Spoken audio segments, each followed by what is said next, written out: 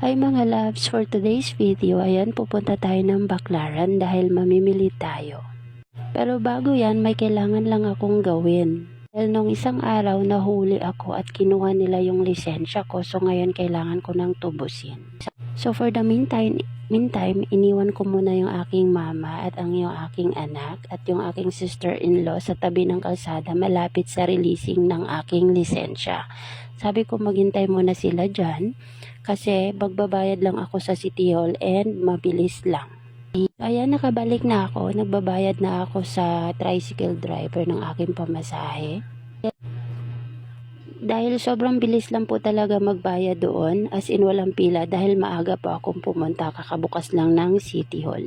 So ayan guys, naglalakad na ako, aakyat na ako niyan. At sobrang excited na ako makuha yung aking lisensya dahil first time ko mahuli guys and ang pangit ng pakiramdam.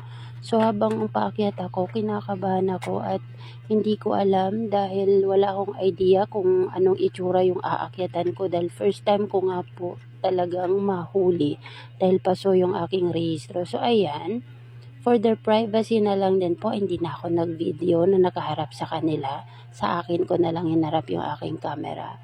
So tinatanong po ako kung bakit ako nahuli. Sabi ko paso po yung aking rehistro ng 2 buwan kasi galing probinsya.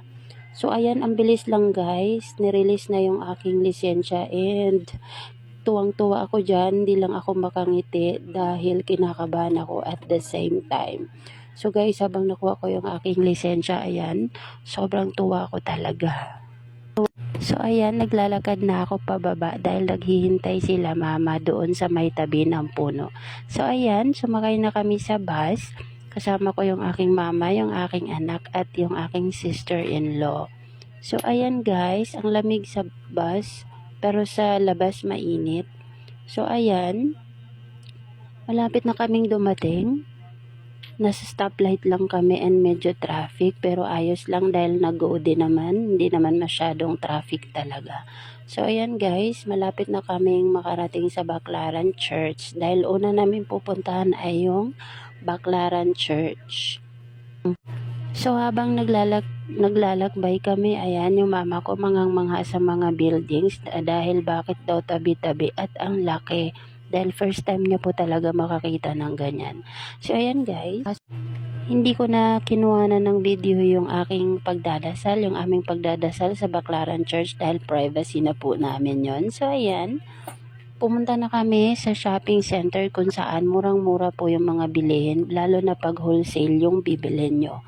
Yung wholesale price po nila sobrang mura. And guys, ayan, dumaan ako ng bench dahil binilan ko rin ng boxer shorts yung aking jowa.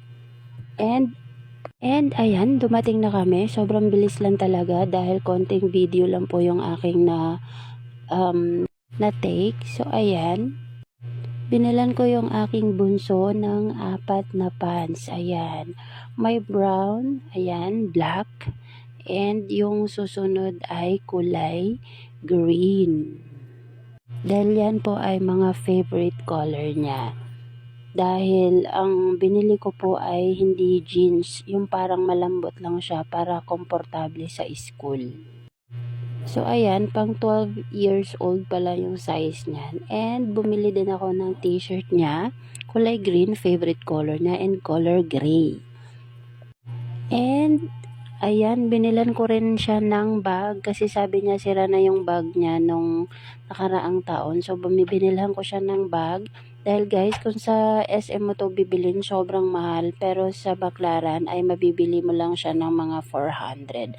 So ayan, dahil dumaan nga din ako sa bench, dahil kailangan kong bumili ng bra. So ayan, bumili ako ng 2 bra. Dahil kailangan ko ng bra na malambot pampasok kasi mainit doon sa loob ng company.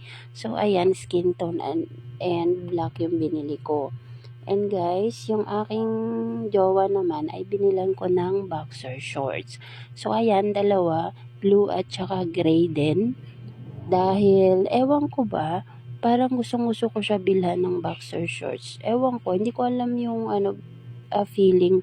Feeling ko lang gustong-gusto ko siya bilhan ng boxer shorts kahit wala pa siya dito at kahit matagal pa siyang babalik. So ayun lang guys, lahat ng ginawa namin. Thank you for watching.